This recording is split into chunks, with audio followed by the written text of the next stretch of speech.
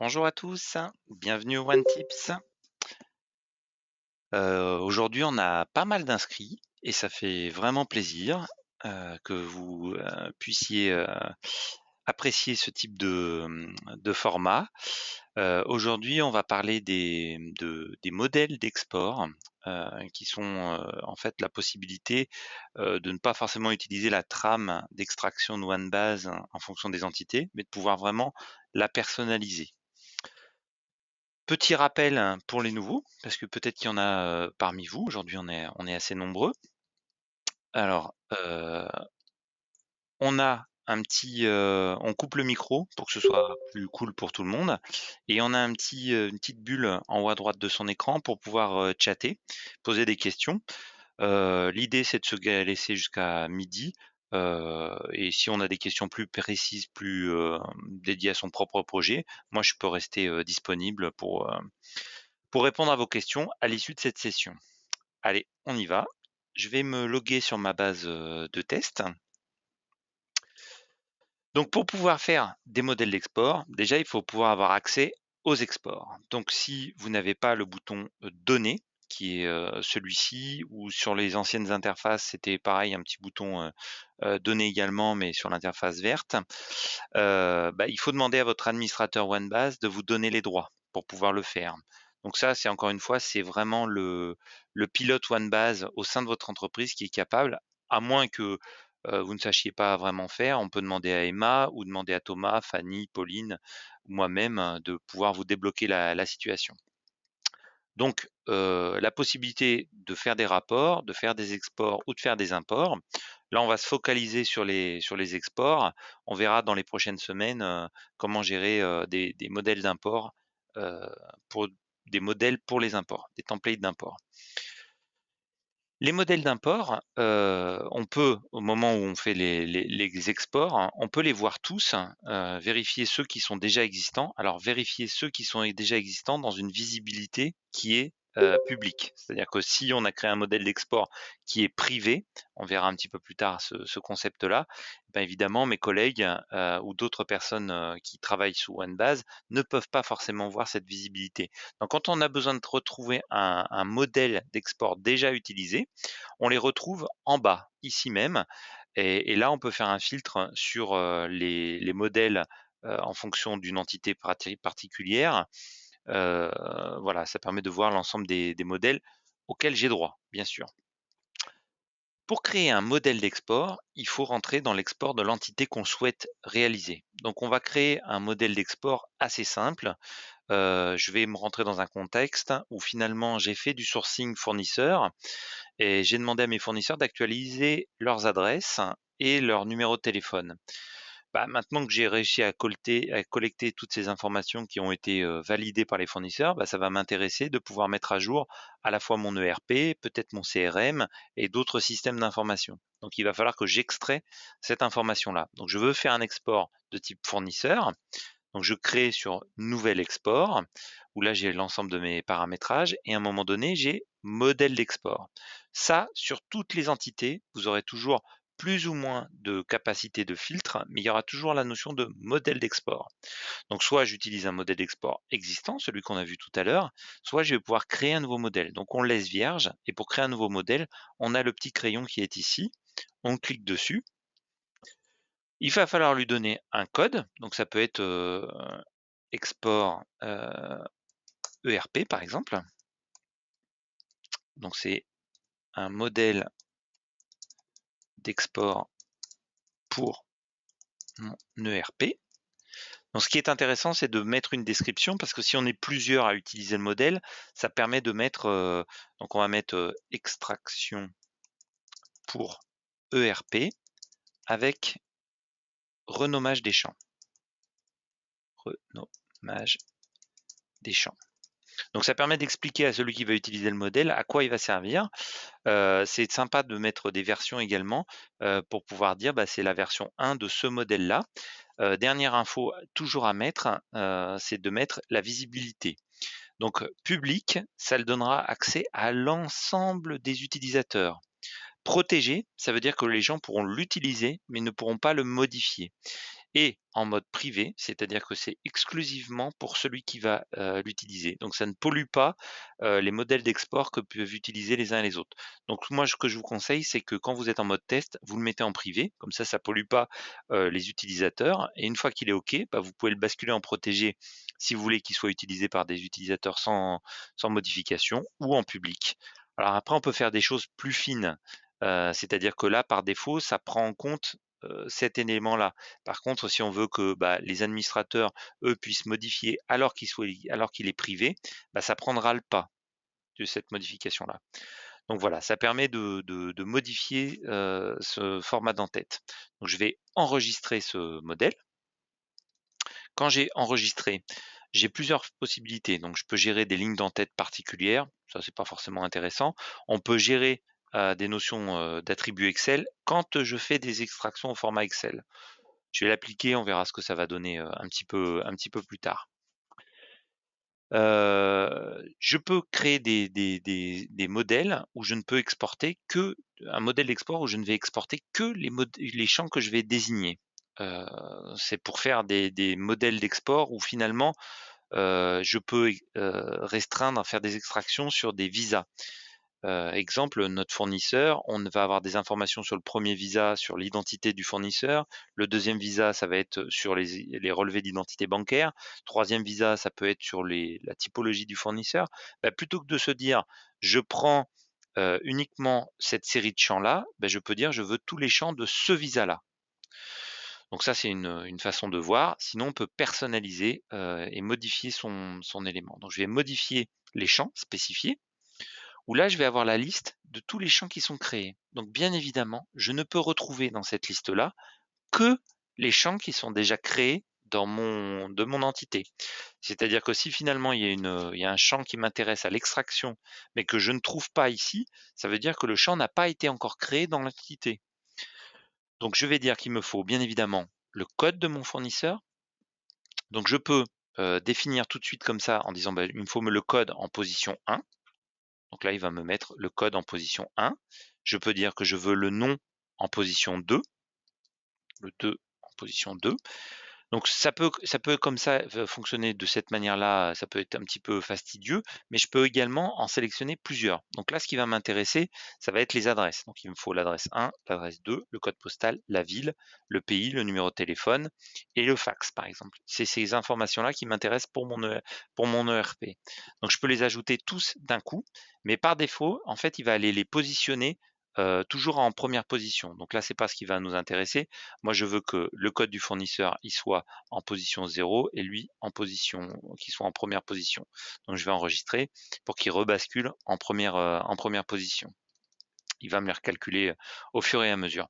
Donc là, je retrouve le code du fournisseur. Donc là, c'est les codes de champ de OneBase. Comme vous le voyez, on a encore le lien si on a envie de savoir quelle est la typologie du champ, quelle est la nature de ce type de champ. Je peux l'ouvrir dans un nouvel onglet et visualiser le paramétrage de mon champ pour voir quelle est la nature de valeur de cet élément. Donc ça, c'est un champ de type texte qui a un nombre de caractères maximum à 7. Voilà. Donc ça peut me donner des indications. Ce qui va m'intéresser là, c'est le nombre de libellés, le libellé d'entête. Par exemple, dans OneBase, ce champ-là s'appelle code de four. Le problème, c'est que moi, dans mon ERP, le code du champ, ça va être four ID, par exemple. Le fait de personnaliser mon libellé d'entête va permettre au moment de l'extraction de mes données, d'avoir exactement le bon intitulé. Et ça peut être très intéressant lorsque j'ai besoin de faire une passerelle avec un autre système. Donc ça peut être four nom, four add 1, four underscore add 2, et ainsi de suite. On va laisser que ces éléments-là. Ensuite, on peut forcer, par exemple, le nom du fournisseur, dans cet exemple-là, a été fixé à 100 caractères. Mais moi, dans mon ERP, malheureusement, je ne peux mettre que 30 caractères. Donc, si je mets une taille max, en fait, simplement, il va breaker l'information pour n'extraire que les 30 caractères qui sont importants. Là, c'est important, cette notion de ID, libellé ou code, c'est des choses qui sont très importantes si, on essaye d'extraire des éléments qui sont liés à une liste de valeurs. Si c'est lié à une liste de valeurs, soit ce qui va m'intéresser, c'est le libellé de la liste de valeurs. Exemple, au moment où je fais un export, je veux le picto NF, ou le picto nouveau. Si, dans ce qui m'intéresse, c'est la valeur nouveau, c'est-à-dire, N majuscule OUVEAU, vraiment tel que ça s'exporte, il faut la notion de libellé. S'il me faut le code, c'est-à-dire que c'est le code que je mets dans ma liste de valeurs, je vais avoir besoin de la liste code. Exemple, dans mon ERP, fin de vie, c'est le code 99. Donc, est-ce que je veux le mot fin de vie ou est-ce que je veux le code 99? Et enfin, je peux demander à ce qu'il m'exporte l'ID de OneBase qui est intégré dans le OneBase. C'est assez rare. Donc, c'est souvent libellé ou code. Donc là, on va laisser libellé. On peut mettre en place des libellés textuels qui vont me permettre de pouvoir mettre des formatages de texte. Bon, c'est assez compliqué, les notions de calcul aussi en PHP, c'est assez compliqué. Pour l'instant, on va le laisser de côté. C'est pas l'objet de cette présentation. J'enregistre mes modifications. Donc là, maintenant, j'ai un modèle qui est défini par ça. Au moment où je vais faire mon extraction, donc là j'ai les paramètres de mon export, où j'ai l'ensemble de ces éléments-là, je peux définir que je veux extraire uniquement ces champs-là. C'est-à-dire que je veux pas les champs d'audit, je veux pas les champs d'éléments. Mais j'ai une deuxième option qui est aussi la personnalisation des colonnes d'export, qui va me permettre également de pouvoir dire, bah, quand je veux exporter, je ne veux que également les infos d'audit sur la date de modification, l'update date. C'est-à-dire que je ne veux pas d'autres informations que l'update date. Donc je veux les informations de variables et cette information-là, pas plus. Donc ça peut être vraiment utile lorsque l'on fait le modèle d'export, quand on fait des modèles d'export produits qui sont beaucoup plus compliqués. On peut très bien définir que quand je fais un export produit, je ne veux que les informations d'image. Donc ça, vous pouvez voir avec Emma ou avec un chef de projet pour faire ce type d'export. Ça peut être vraiment intéressant, ça simplifie beaucoup le modèle d'export produit. On va revenir sur notre export. Je ne vais pas forcément enregistrer cette information-là. Donc là, maintenant, j'ai fait mon modèle d'export ERP. J'ai renommé quelques colonnes. Donc là, j'en reviens à mon extraction. Je veux tous les éléments. Je peux dire, bah, je pourrais prendre les fournisseurs qui sont validés. Je vais prendre tous les fournisseurs. Je les veux en ce format-là. Et au lieu de les avoir en CSV, je les veux en XLSX. Donc à partir du moment où on a choisi XLSX, alors ça va prendre en charge le formatage Excel qu'il y a dans mon moteur de template. Et là, je fais générer le fichier. Donc là, il va nous extraire nos informations. Donc là, il nous dit attention, sur les codes pays, il y a des problèmes sur des listes de valeurs parce qu'en fait, le client a supprimé des entrées dans la liste de valeurs. C'est pas très grave. On va récupérer notre fichier Excel et on va regarder ce que ça donne.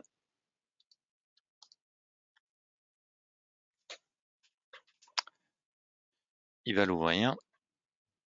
Et alors, si j'ai bien fait mon travail, ce qui doit être le cas, et ben là, il va me donner mon ID fournisseur avec le code du champ que j'ai défini pour lui et dans l'ordre que je veux avec ces informations-là. Donc, ce qui me permet d'extraire ces informations et puis de le donner à d'autres systèmes d'information. Donc là, ça m'a permis de faire un modèle spécifique par rapport à cet exemple-là. Donc ces notions d'export peuvent être faites pour des contacts, pour des arborescences, pour des éléments d'arbo, pour des produits, pour des images, pour l'ensemble des éléments qui sont ici. On va pouvoir créer des modèles d'export. Donc là, si on est sur les fiches de pré-ref, si je fais nouvel export, je vais pouvoir créer un modèle d'export qui lui va être plus ou moins compliqué. Et le modèle d'export que j'ai créé, bien évidemment, je vais le retrouver ici. Si je filtre sur le fournisseur, je vais retrouver mon modèle d'export. Si je me connecte avec un autre utilisateur, bien sûr, je ne vais pas le voir parce qu'il est privé. Donc il faut toujours penser, une fois que c'est terminé, à se dire: «Bah, finalement ce modèle d'export, je veux qu'il soit utilisé par mes autres utilisateurs. Donc il faut que je change et que je le remette en protégé». Voilà, on arrive au terme de notre quart d'heure, réglementaire. Heu, J'espère que ça n'a pas été trop compliqué, et n'hésitez pas. Est-ce que vous avez des questions à poser en particulier?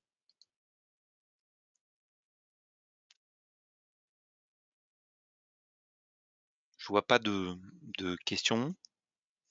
S'il n'y a pas de questions, sachez comme d'habitude que cette session a été enregistrée. Vous pouvez la retrouver sur le forum, hein, le forum, comme d'habitude, il suffit de cliquer sur ce bouton-là. Si on est inscrit, bah, ça tombe directement, puis on voit les différentes one tips avec la vidéo. Voilà. Et ben, je vous dis à la semaine prochaine et à bientôt. Ah, j'ai une question de Pierre, pardon. Les versions de produits est beaucoup plus compliqué, ça c'est vrai, et donc c'est pour ça que sur un one tip, c'est un petit peu compliqué, de ne faire que un quart d'heure. Il faut privilégier une session, un petit peu plus fournie. Peut-être que ce sera l'objet d'une autre, formule, mais là il faut effectivement compter, peut-être 1 heure, voire 2 heures pour bien manager l'export produit. Donc les exports d'entités simples, c'est assez simple et on peut le voir en un quart d'heure. Donc ça permet de le voir également pour ceux qui ne connaissent pas les modèles d'export. D'autres questions? Effectivement, vivement la semaine prochaine. Merci Pierre. En tout cas, à la semaine prochaine pour un autre, One Tips et à bientôt. Au revoir.